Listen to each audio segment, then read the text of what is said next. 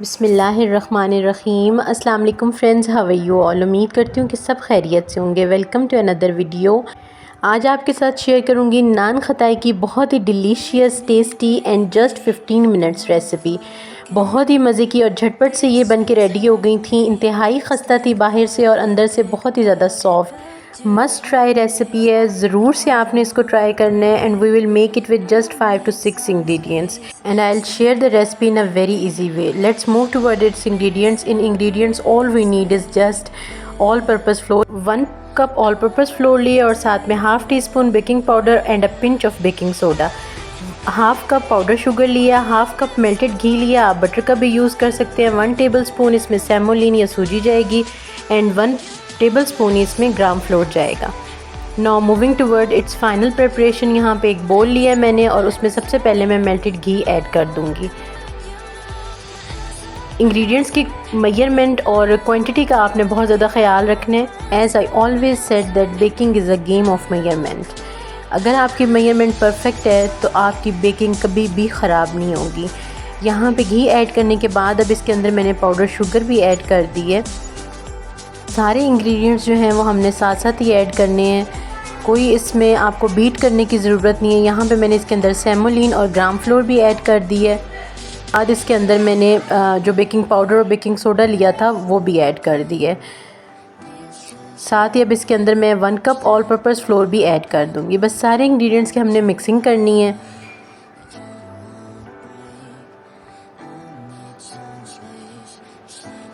यहाँ पे सबसे पहले मैं इसको स्पैचुला से मिक्स कर रही हूँ और उसके बाद मैं इसको हैंड्स की हेल्प से अच्छे से नीड कर लूँगी और इतना नीड करूँगी कि इसकी बहुत ही अच्छी डो प्रिपेयर हो जाए।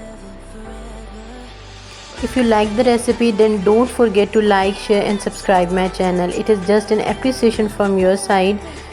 यहाँ पे अब बैटर जो है वो मुझे थोड़ा सा ड्राई फील हो रहा था तो मैंने इसके अंदर 1 table spoon of milk add की है। इतना सा मिल्क आप इसके अंदर ऐड कर सकते हैं।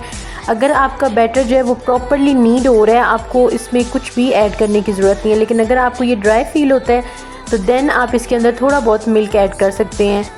लेकिन मिल्क जो आप यूज़ करेंगे वो लाजमी से रूम टेम्परेचर होना चाहिए। And here you can see मैंने 2 मिनट्स में इसकी बड़ी अच्छी सी डो प्रिपेयर कर ली है।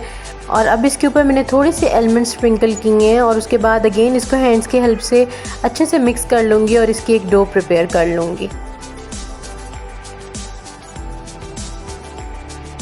ये देखिए जी, हमारी डो बन के रेडी हो गई है। और अब यहाँ पे मैंने एक बेकिंग ट्रे लिया और उसको पार्चमेंट पेपर लगा दिया था। एंड अब मैं डो में से छोटे छोटे से बॉल्स प्रिपेयर करके तो उसको नान खताई की शेप दे दूँगी। You peoples kindly ignore the tray. मैंने बहुत ज़्यादा कोशिश की है इसको क्लीन करने की, लेकिन ये बिल्कुल भी क्लीन नहीं होती है। इस पर इतनी बुरी तरह से जंग लग चुका है। और अगर आप में से किसी को इसको साफ़ करने का हैक पता हो तो kindly tell me in the comment section.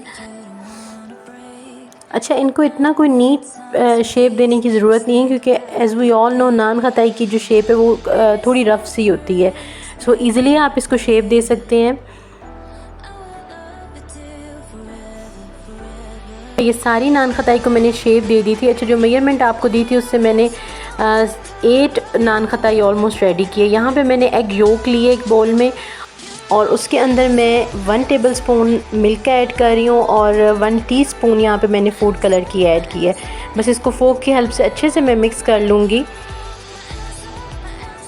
अच्छा, नान खताई प्रिपेयर करने के बाद उसको आपने 10 मिनट्स का रेस्ट देना है। अगर आप उसको फ्रीज़र में रखते हैं तो बहुत अच्छी बात है, नहीं तो आप उसको रूम टेम्परेचर पे भी रख सकते हैं। लेकिन 10 से 15 मिनट्स का रेस्ट आपने ज़रूर से देना है।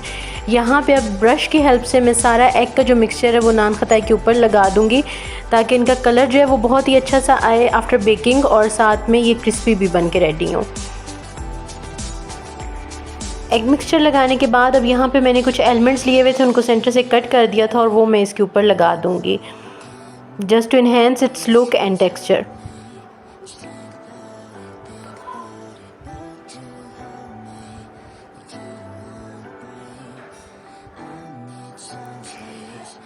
एलिमेंट्स इन पे अच्छे से लगाने के बाद अब चलते हैं जी अपनी बेकिंग की तरफ। अच्छा, अवन को मैंने 20 मिनट्स के लिए प्री हीट किया था 180 डिग्री पे और आपने ज़रूर से इसको प्री हीट करना है क्योंकि प्री हीट करने के बाद भी इनको 20 से 25 मिनट्स लगा था बेक होने में।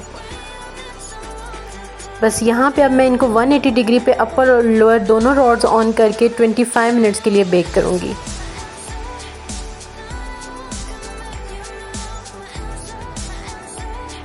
एंड हेयर आफ्टर 25 मिनट्स हमारी बहुत ही क्रिस्पी और डिलीशियस किस्म की नान खताई बन के रेडी हो चुकी है। Look at its colour and texture. अगर आप एक बार इस रेसिपी को ट्राई करेंगे ना, trust me you will love it. यहाँ पे मैंने इनको एक ट्रे में निकाल लिया था। अच्छा, बेकिंग के बाद आपने इनको थोड़ी देर के लिए रेस्ट देना है ताकि ये अच्छे से ठंडी हो जाएं, क्योंकि इनके अंदर जो क्रिस्प आएगा वो ठंडा होने के बाद आएगा। सो आपने इस चीज़ का भी ख्याल रखना है। And here you can see ये बाहर से बहुत ही ज़्यादा क्रिस्पी और अंदर से इंतहाई सॉफ्ट बनी है। डू होप कि आपको आज की ये डिलीशियस सी नान खताई की रेसिपी पसंद आई होगी। मिलती हूँ आपके साथ किसी और नई वीडियो में, तब तक के लिए अल्लाह हाफिज़।